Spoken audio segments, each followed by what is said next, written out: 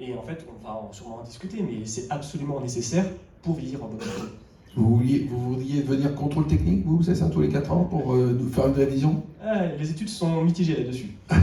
Bon. En tout cas, les statistiques mondiales, j'allais dire, vous donnent raison.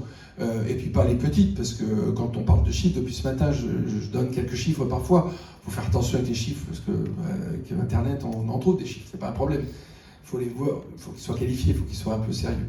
Quand ça sort de chez Harvard, Oui. Quand ça sort du MIT, par exemple, Massachusetts Institute of Technology de Cambridge, évidemment, on peut quand même les prendre comme de véritables chiffres sérieux. La population mondiale, vous avez 2 chiffres par exemple à nous donner pour nous donner envie demain d'arrêter d'être sédentaire pour notre santé, faire un peu de bouger. Je peux en donner. Donc là, si ma cible, c'est la population mondiale, il faut voir que dès qu'on met en place, on parle bien du bien-être en entreprise. Hein. Oui. Ok. À ce niveau-là, donc je ne prends pas ma casquette de directeur, je prends ma casquette de médecin de santé publique. C'est plus 31% de productivité, c'est une réduction de l'absentéisme divisé par 6, c'est des salariés qui sont 2 fois moins malades, c'est une économie sur les frais de santé individuels entre moins 5 et moins 9%, c'est une régulation, là c'est pas quantifiable, du sommeil, amélioration de sa concentration, de sa mémoire, réduction de son stress. Non seulement on réduit son stress, mais en plus quand un stress arrive, après on peut mieux le gérer. Donc on a une augmentation de notre seuil de tolérance au stress. Voilà, tous ces facteurs-là. En faisant notamment de l'activité physique en entreprise. Voilà. Donc ça c'est ce qu'on entend à longueur de journée, à part que là vous avez des chiffres qui sont éloquents. C'est-à-dire que là vous ouvrez la porte pour ceux et celles qui sont à nos côtés. C'est un tapis rouge. Quand vous sortez ces chiffres, si le chef d'entreprise que je suis vous dit non, c'est qu'il est inconscient. Ce qui est admis par la plupart de la population et des dirigeants d'entreprise, c'est que oui, l'activité physique, c'est bénéfique pour mes salariés. Enfin, pour les salariés, pour les personnes en général. Personne ne le conteste. Ce qui amène à réflexion, c'est est-ce que cette activité physique est bénéfique pour mon entreprise? Pour mon chiffre d'affaires, vous voulez dire? Exactement, en termes de rentabilité, voilà. Et parce que les chefs d'entreprise vont me dire, mais attendez, moi mes salariés, ils travaillent 35 heures par semaine, ils ont plein de missions, ils n'ont pas le temps d'aller faire du sport. Et si je leur donne du temps, derrière, c'est une rentabilité que je vais perdre. Et non. Et c'est ça que j'essaie de faire comprendre dans mes interventions, c'est que non, c'est l'inverse. Un salarié qui est sédentaire, qui va se mettre à faire une activité physique au sein de son entreprise, c'est plus 9% en moyenne de productivité. Pour l'entreprise, c'est un turnover de moins 25%. C'est une augmentation de son image de marque de plus 81%. C'est une rentabilité nette entre plus 1 et plus 14%, en fonction de combien il a investi. Et on fidélise en plus. Et il y a une fidélisation qui est grandement augmentée. Et on fait du team building, on crée du lien. Alors exactement. Je vous aide, parce que oui, non, mais vous avez oublié. Je vais revenir là-dessus. En fait, le team building, le fait de rompre en fait les barrières hiérarchiques et de favoriser la communication, c'est ça qui va faire augmenter la productivité. Ouais. Et la réduction de l'absentéisme et la réduction du turnover. Ouais. Donc on peut le prendre sur le temps de travail parce que quelque part c'est du travail aussi. En fait, c'est... Au lieu de faire des réunions team building, vous faites du sport. Ça vient en lien avec d'autres mesures qui peuvent être prises dans le bien-être en entreprise, c'est la flexibilité des horaires. Il faut proposer à ses salariés des temps, soit de pause, soit sous le temps de travail. Ça pour le bien-être, c'est hyper bon. Voilà, où on peut derrière mettre en place une activité physique adaptée aux besoins de l'entreprise. Ouais, elle est d'accord. Mais un élément qui est très marquant, alors ça dépend des pays, c'est pour ça qu'il y a une grande fourchette, mais pour 1 euro investi dans l'activité physique en entreprise, c'est entre 2 et 5 euros qui sont récupérés en net par l'entreprise. Quand vous dites ça des chefs d'entreprise aujourd'hui, ici, c'est quoi le frein? Comment ils arrivent à vous dire non? Qu'est-ce qu'ils donnent comme argument? Alors, généralement, parce que vous me dites là, c'est extrêmement pertinent. Est-ce que c'est vrai? Derrière, j'ai des études. Les dirigeants... Vous n'êtes pas un peu commercial sur les bords, c'est ça? Pas du tout. Alors, moi, j'ai fait médecine. C'est ça l'argument. Non. Mais derrière, je me mets à leur place. Ouais. Et je leur montre qu'en effet, oui, tous les directeurs qui ont mis en place de l'activité physique en sont satisfaits à 89%. Les salariés à 94%. Et derrière, le premier frein, c'est je ne sais pas comment faire.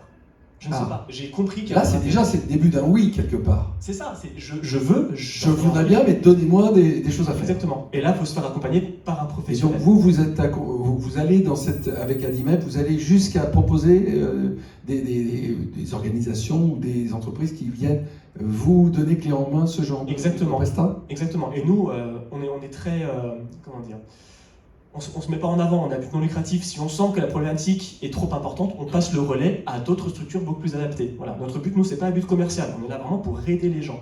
Donc oui, on intervient avec nos propres outils pour les accompagner du tout début, la construction du projet, même le diagnostic, et qu'est-ce que vous voulez atteindre pour vous, pour vos collaborateurs.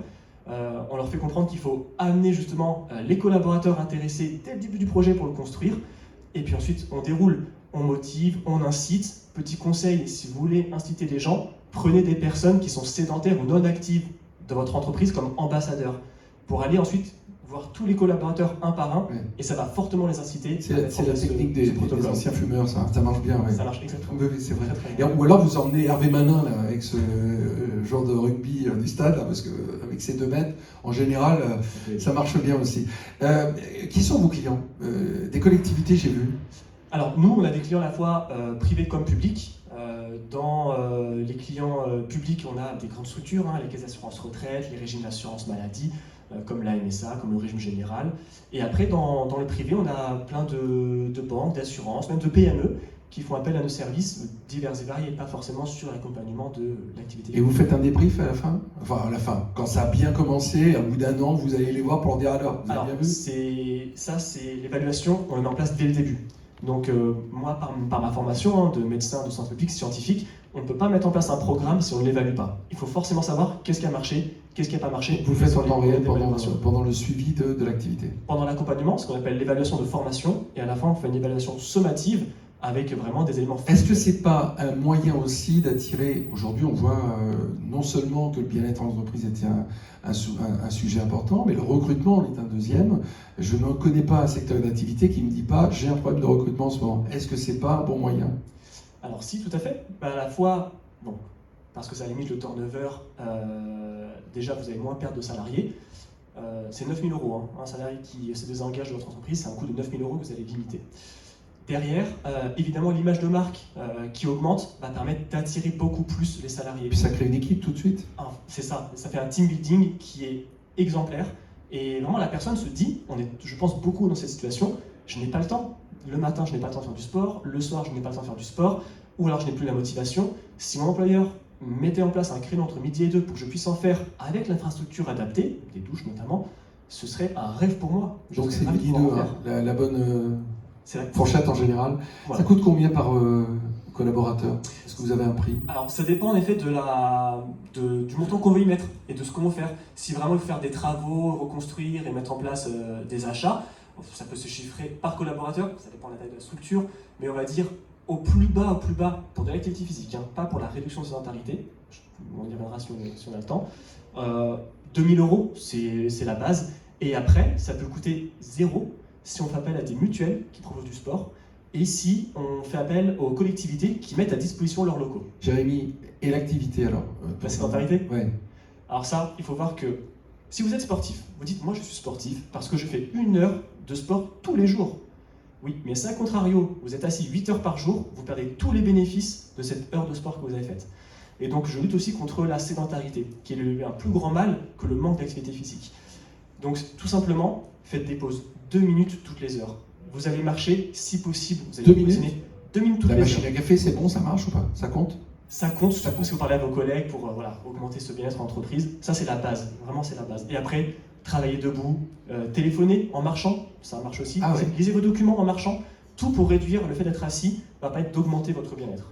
D'accord. Écoutez, on va essayer. Si jamais on m'emmène dans un hôpital, je dirais que c'est votre faute.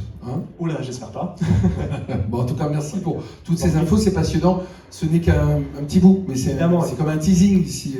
On donne envie. Et puis après, on ira voir Adimep. Vous allez peut-être googliser Jérémy, Adimep, A-D-I-M-E-P, et vous verrez sur son site internet, même si ça a 50 ans, c'est assez bien fait.